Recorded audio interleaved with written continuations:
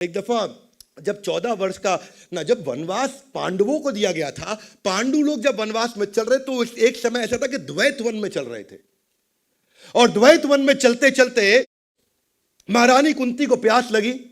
पांचों पांडु पुत्र साथ साथ चल रहे, तो उन्होंने सबसे छोटे भाई सहदेव को बोला कि सहदेव तुम जाओ जरा मां कुंती के लिए जल लेकर के। सहदेव घूमता घूमता घूमता एक जलाशय को मिल गया।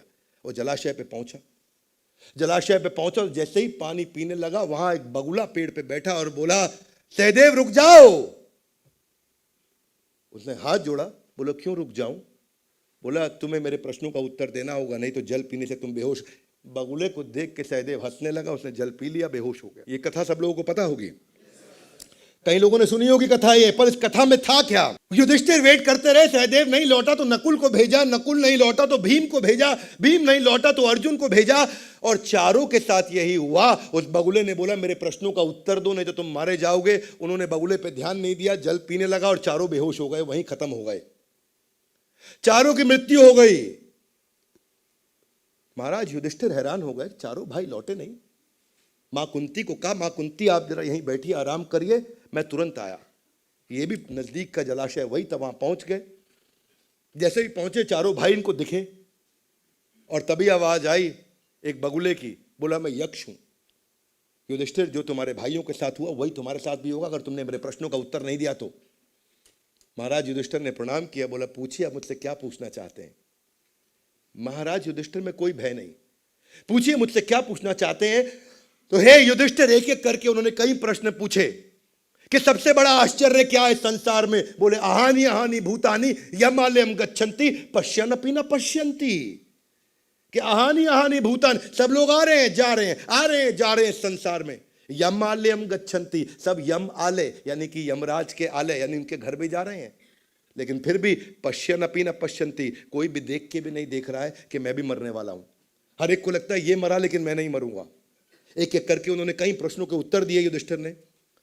यक्ष उनसे प्रश्न पूछते गए, युधिष्ठिर उनको उत्तर देते गए। जैसे जैसे युधिष्ठिर ने सारे उत्तर दिए तो यक्ष ने कहा कि युधिष्ठिर तुम सभी धर्म के सभी मर्मों के तुम ज्ञाता हो, मैं तुम्हारे सारे उत्तरों से संतुष्ट हूं, इसीलिए मैं अब तुम्हारे संतुष्टि के बाद के लिए एक ही भाई को जीवित कर सकता हूं। ध्यान दीजिएगा, एक ही भाई को जीवित कर सकता हूं। तुम्हारे भाइयों ने मेरी बात पे ध्यान नहीं दिया था। इस संतुष्टि के कारण बताओ किसको जीवित करूं। तो जैसे ही उन्होंने कहा किसको जीवित करूं, महाराज युधिष्ठिर ने तुरंत कहा कि हे यक्ष, आप ऐसा करें नकुल को जीवित कर दें। यक्ष हैरान, नकुल को? नकुल? तुम्हारे साथ में तो महाबली भीम जिसके पास 10,000 हाथियों का बल है, उसको जीवित कर लेते। तुम्हारे पास तो धनुर्धारी त्रिलोक विजयी अर्जुन, गांडीवधारी अर्जुन, महाबाहु अर्जुन है, उसको क्यों नहीं जीवित किया?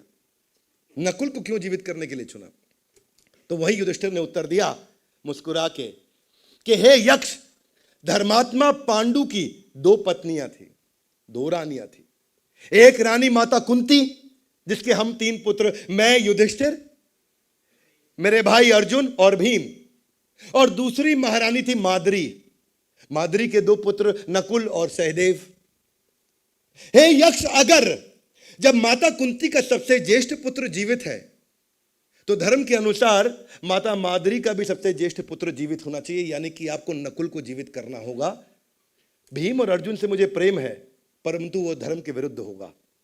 जैसे ही यक्ष ने बात सुनी, यक्ष मुस्कुराए और बोले युधिष्ठिर, तुम नहीं जानते मैं ही तुम्हारा धर्म पिता हूं, और मैं तुम्हारी परीक्षा ले रहा था, और इस परीक्षा में तुम उत्तीर्ण हुए, और आज से तुम्हें धर्मराज युधिष्ठिर के नाम से जाना जाएगा। ये वो युधिष्ठिर हैं जिनको ना खोने का डर, ना एंगर,